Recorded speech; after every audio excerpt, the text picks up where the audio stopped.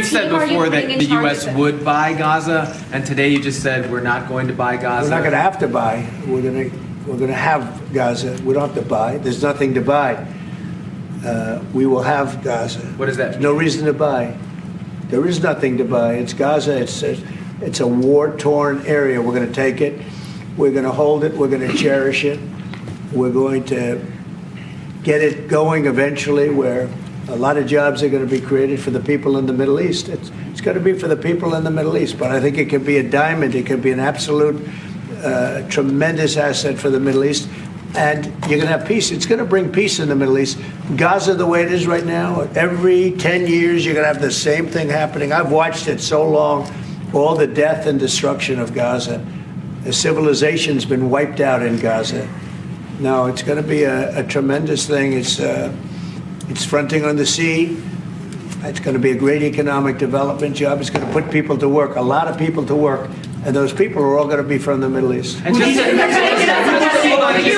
follow up with one on that for King Abdullah, can you clarify again, sir, how do you feel about the U.S. taking Gaza, as the president said? Well, again, this is something that we, as Arabs, will be coming to the United States with something that we're going to talk about later to discuss all these options.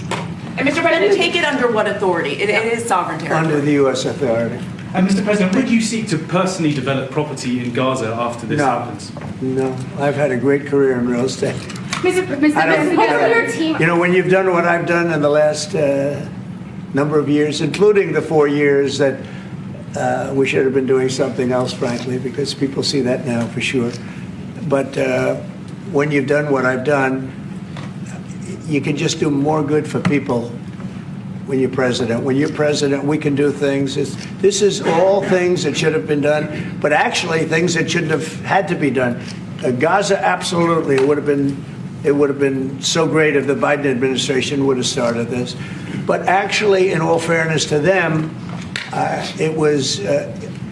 they should have never let it happen. It did happen, and because of the fact that they let this happen, this catastrophe of October 7th, something like this becomes practical and very real, meaning the development and all of the things that I've talked about with respect to the Gaza Strip.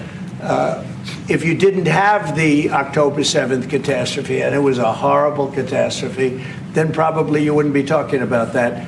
But the only thing I can say is this is going to bring stability and peace to the Middle East.